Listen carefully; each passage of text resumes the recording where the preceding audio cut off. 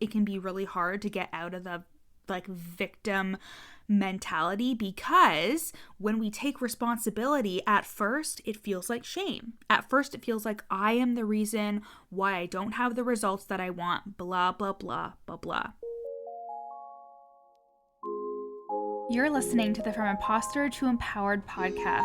I'm your host, Jill Perrick, a business and mindset coach who specializes in imposter syndrome. If you feel like you're not as smart, capable, or worthy as you actually are, and that someone is going to find you out, then you've come to the right place.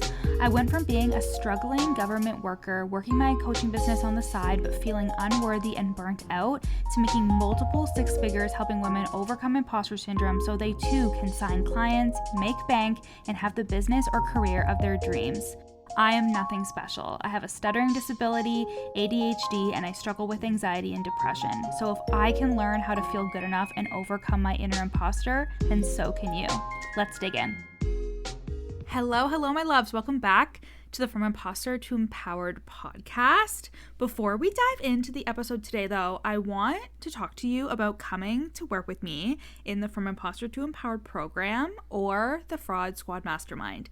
If you are making between 0 to 3K a month, and you are still struggling with feeling like a fraud, of not feeling good enough, of feeling like you can't get your clients results, or you're afraid to sell because you don't know if you're going to be able to get them results, then the From Imposter to Empowered program is going to help you overcome that imposter syndrome, show up consistently on your social media, sell your offers with so much confidence, and bring in 5K a month as your bare fucking minimum monthly income. That is what we do inside of the From Imposter to Empowered program, and you are going to get in there and you're going to get coached by me and supported by me. There's also monthly calls that are for breathwork and content planning parties, and you also get access to the full curriculum on your mindset, on the strategy that you need to hit the 5K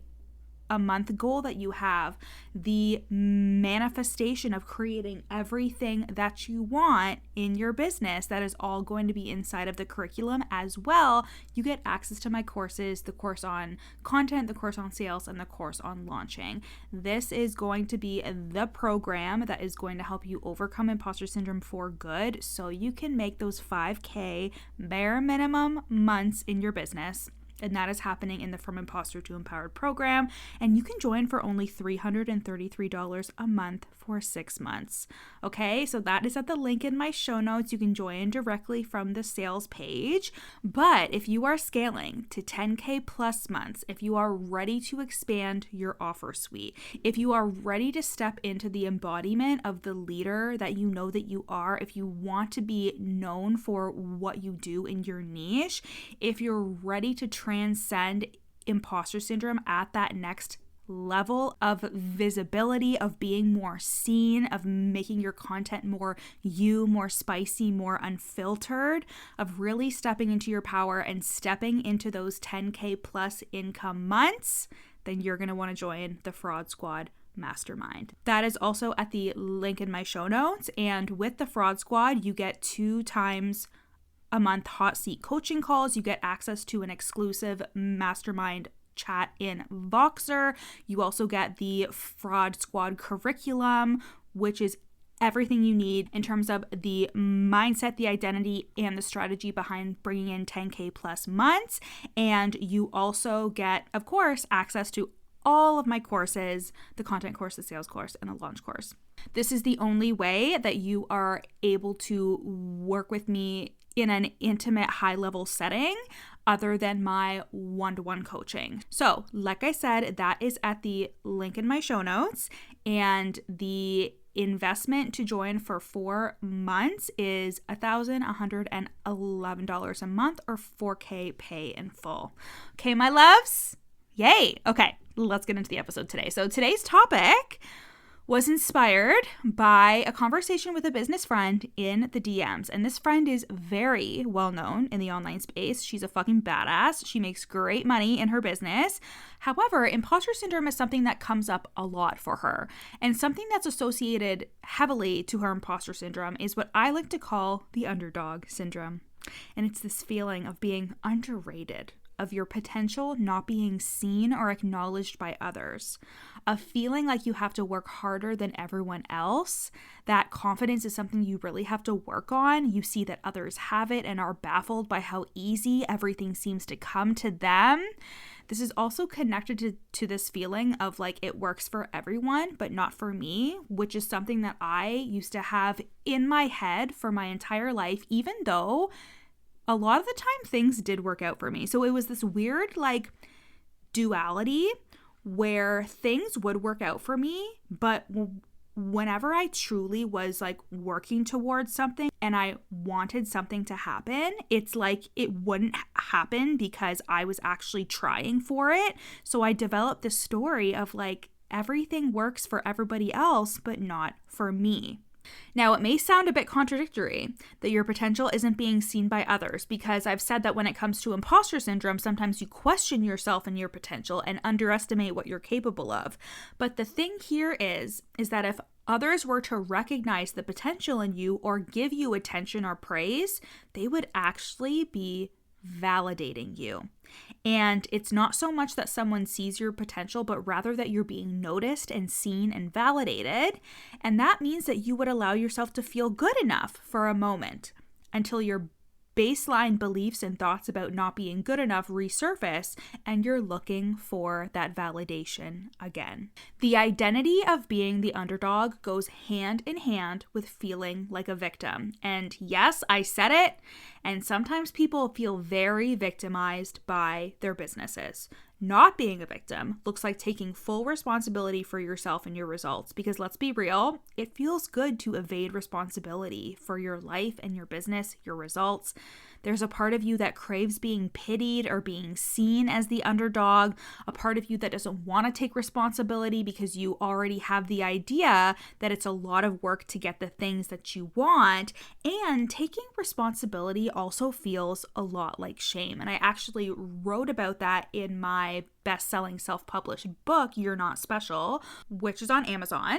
And I talk about how like feeling responsible for the results in your life can feel very difficult, and therefore it can be really hard to get out of the like victim mentality, because when we take responsibility, at first it feels like shame. At first it feels like I am the reason why I don't have the results that I want, blah, blah, blah, blah, blah. So what do I mean by it feels good to evade responsibility? So let me give you an example. Back at the end of 2021, I was making some scaling business decisions, and the coach who I had at the time gave me some tough feedback, and I sulked around for weeks with the feedback that she gave me. And when I didn't get the result that I wanted, I actually silently blamed her. But that's because it would have felt really bad to take responsibility for the result. It was easier for me to say it was her fault because of the feedback that she gave me. And I was already anticipating it was going to feel bad if I took full responsibility, hence why it was so easy for me to be like, well, she shouldn't have told me to do that. Right? So this feels good to our ego to be righteous and to again evade responsibility because we want to feel good about ourselves. Hey guys, I hope you're loving today's episode. I am just taking a brief pause in today's episode to share with you a client testimonial. These testimonials are either from group coaching clients or clients who are in my one-to-one coaching program. And I can't wait for you to hear how I have changed their lives and their businesses for the better. Doing this program and working with Jill has literally changed my life. Not only did I begin signing more clients in my business, but my thoughts, my mindset about life and business in general as a whole has completely shifted. I have been able to like step more out of my shell and just show up fully as myself. I've overcome a lot of shame that I've been holding on to for a very long time. And I learned how to run my business in my own way instead of feeling like I had to show up a certain way and do things a certain way. Thank you guys so much for listening. Now let's get back to the episode. And if you are someone who automatically thinks these thoughts of things don't work for me, I'm the underdog, no one is seeing my potential, things are harder for me than for others, this is just an identity that you have cultivated. And I want you to really hear that like, that's it. It's not the truth. Just like your imposter syndrome thoughts, the I'm not good enough stories, they are not the truth. They are just what you perceive to be true. You may have always perceived yourself as the victim or as the underdog, as the person who doesn't get the things that she wants, as the one who should be seen as pitied, oh, poor you, right? Like, this is a story that you have potentially played out because it feels comfortable, but it is just an identity that is satisfying the beliefs that you have about yourself. So are you open to the fact that the story of things don't work out for me, I have to work harder than everyone else, people underestimate me? Are you open to acknowledging that this may be an identity and a story that keeps you safe? Because here's the thing, it is keeping you safe from disappointment. It was so funny because literally the day that I'm recording this, I was journaling on this. I was journaling on a goal that I am creating. It is an income goal. And every day I write how I'm feeling about it. And then I give the reason as to why I'm feeling that way. And then I think to myself, if I were a 10, what would I be thinking right now? And what came up for me through this journaling today was the fact that like I would be a 10 if I wasn't afraid of being disappointed, because that is what's stopping me from saying I'm a 10 in believing that this income goal is going to happen. It was the fear of being disappointed again that I don't have this goal, right? So whenever we are in this victim mode of things don't work out for me, blah, blah, blah, blah, I want you to like open yourself up to thinking, what is this keeping me safe from? If I were to take full responsibility, what would happen? What am I afraid of feeling? So it is keeping you safe from disappointment. When we expect more from ourselves, when we take responsibility, that means that we have to be responsible for everything. The negative feelings, the outcomes that don't go our way all the time. And this is where most of us get tripped up. The fear of giving our best and not getting the result that we want, the discomfort of asking ourselves, how did I play a part in this? That shit is not easy. It's so fucking hard. It is easier to sink back into old patterns of being the victim. It's easy to play out the same old story of things don't work out for me. This is just how it is. It's not my fault. And even if you are consciously being like, yes, I know I need to take responsibility, there could be a little bitty part of you back in the back of your brain being like, but it really isn't my fault. I would do this all the time with like Instagram. It would be like, I don't have the people, like I don't have the audience size to sign the amount of clients that I want to sign. And because I really did believe that, all the work I was doing and pretending like I was taking responsibility, but there was still that tiny little thing that I was thinking like, but it's not really up to me, because it really does have to do with my audience size. But like, what would be possible if I actually believe like you have enough people in your audience? What if it actually is you? What if it actually is your messaging? What if it actually is the way that you're showing up and the things that you're saying? And when I broke that open, that changed fucking everything, right? Because the truth is, under the underdog syndrome and the victim mentality, it is still imposter syndrome. I'm not enough. It's just a protective layer that hides a deeper wound, trying haphazardly to cover it up, but still believing deep down that it's you who's not good enough. And if that feels very painful to you, you're going to cover it up with things that you can blame and reasonings and circumstances and excuses, because you don't want to have to face the reality of, what if it's me who's not good enough? right? Like this was something that I worked on with a client for months. Her income was increasing. She was hitting her goals, but the fear of being found out or the other shoe dropping became so much that she had constant anxiety and was overwhelmed all of the time. And this is because her victim / underdog identity was hitting up against the success, was hitting up against the evidence that she was getting. She was actively seeing success and hitting her goals, but it did not line up with the identity that she had of herself. So to rectify that, she just occupied herself with worrying that it was going to go away and that the other shoe was going to drop. So when she came to work with me, this work that we did together was on her identity, was upgrading her identity and seeing herself as this person that actually is capable, that actually deserves this success, that actually is doing all of the things that would lead to her success, and actually changing her identity and being that successful person, right? And dropping the victim mentality, dropping the feeling of like, I'm an underdog, right? And you can do this too. If you're listening to this, I know you have accomplishments to be proud of. I know that there are things you can be proud of yourself for doing, how you've achieved things over the past year, over the past month, over the past week. You can't only start acknowledging yourself when you accomplish big, huge goals. Like the way you build the identity is by starting with right now. How is where you are right now something to celebrate? Where is the evidence in your life and or your business that you are becoming this successful version of yourself? What success will you allow yourself to hold today that is evidence that the empowered version of yourself is who you really are? And where can you accept responsibility for where you are without shame? Where can you see that you've been indulging in underdog syndrome or a victim mentality and take your power back? Answer this journal prompt, okay? I am ready to take responsibility for blank.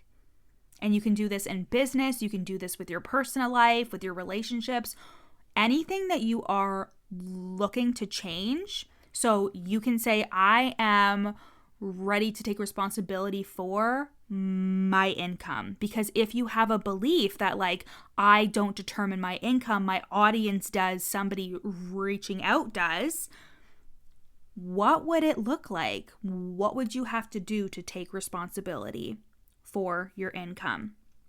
It is only when you take ownership of the things in your life that you have the power to change them, that you believe you have the power to change them, right? Remember that taking responsibility isn't an opportunity to shame yourself. It is to take your power back. Remember that the victim mentality or underdog syndrome are patterns of behavior, are identities, stories that you've told yourself, an identity that just feels familiar. It does not have to be your truth.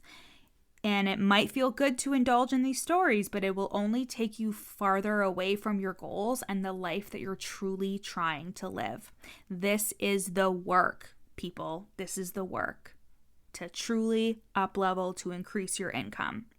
And that is my spicy take for today, my friends. And I hope it has you landing on your own 2 feet and ready to take on the rest of June, ready to make the money that you know you want to make and fucking killing it in your business.